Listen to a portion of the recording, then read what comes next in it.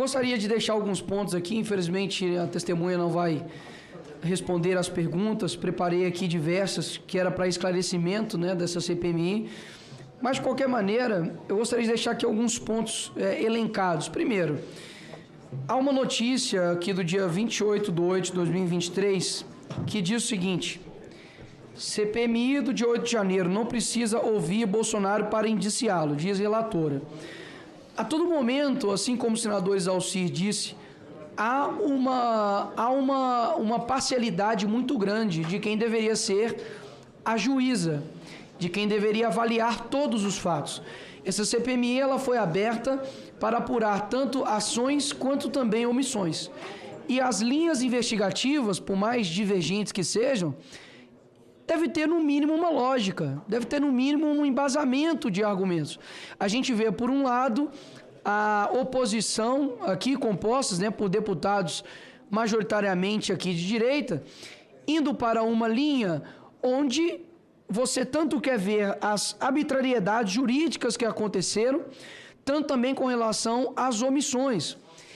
Mas ainda assim, nós aprovamos diversos requerimentos de convocações que não diziam respeito a isso.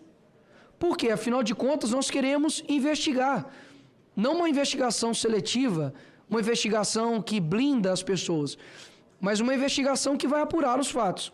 Agora, a relatora disse aqui anteriormente, se dirigindo, né, à polícia aqui do DF, abre aspas, ou é ineficiência demais, ou é não olhar o que estava acontecendo diante do Senhor. Você pode utilizar essa frase exatamente para o Flávio Dino, e ela encaixa como uma luva.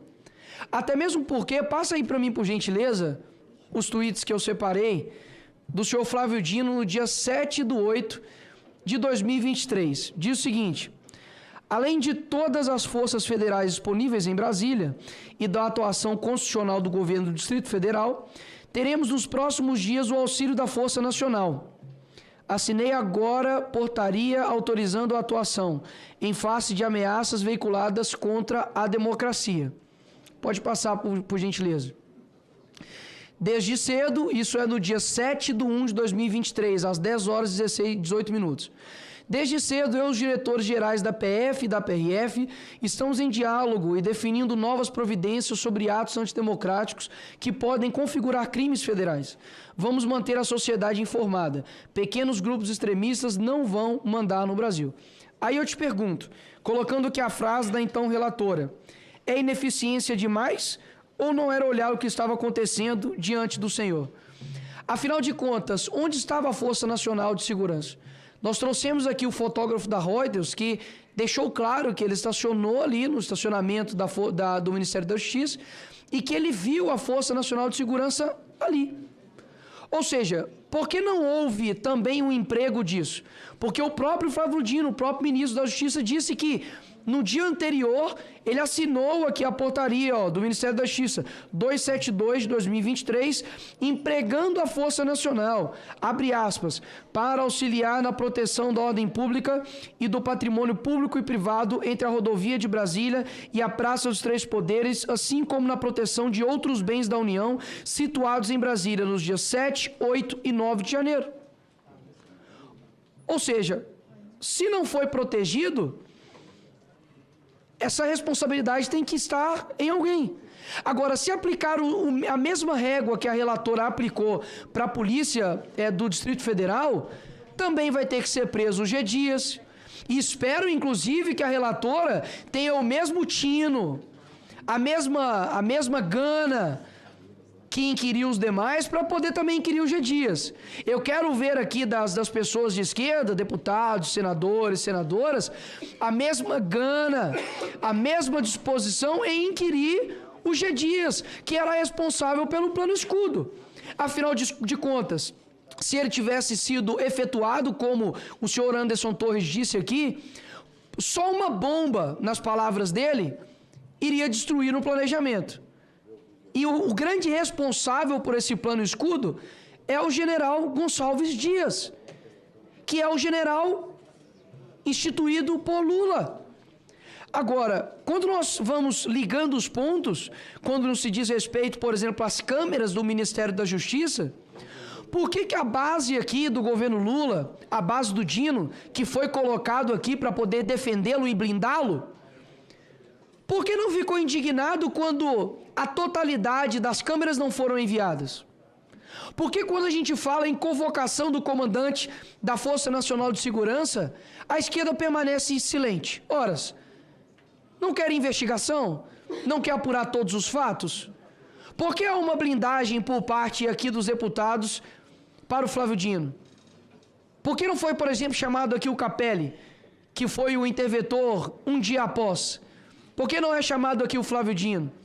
Foi-se colocado aqui na reunião passada, por exemplo, puxou-se, né, a capivara aqui do então ajudante ali de ordens, foi colocado ali, quebrado o sigilo telemático dele, dizendo que as suas opiniões privadas configurassem crimes. Horas. E se a gente tiver quebra, então, telemática, então, dos agentes que estavam ali no dia, senador Cleitinho? Se a gente tiver a quebra telemática do Flávio Dino, deputado Marco Feliciano, será que a gente vai encontrar ali alguma mensagem, alguma opinião, algo no que diz respeito a ajudar a nossa investigação aqui? Porque quanto a nós que estamos aqui, nós estamos transparentes. Inclusive nós deixamos à disposição aqui, quando foi, por exemplo, a quebra telemática do Bolsonaro, quando quiseram colocar a quebra telemática da Michele Bolsonaro. Agora, essa é a nossa linha de investigação. A linha de investigação da esquerda, meus senhores, diz respeito a um suposto financiamento de venda de joias em que o presidente Bolsonaro e a sua cúpula estavam vendendo para o exterior ou afins para poder financiar os QGs. Qual vocês acham mais verossímil? Qual vocês acham que de fato está mais atrelado à realidade? Simples assim. Porque nós aqui como CPMI não estamos colocando os nossos poderes em atuação.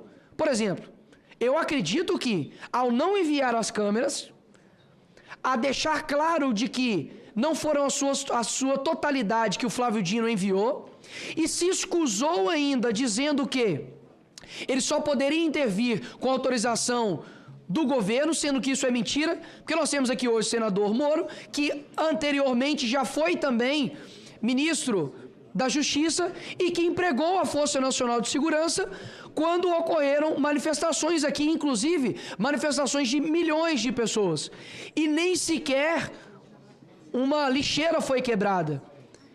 Então, isso que nós precisamos aqui esclarecer. Então, o primeiro disse aqui a respeito da clara, evidente parcialidade da relatora, que eu lamento. Segundo, com relação às arbitrariedades jurídicas que foram feitas naquele dia. É engraçado, pessoal, de que o pessoal da esquerda, durante muito tempo, se apropriou da pauta direitos humanos.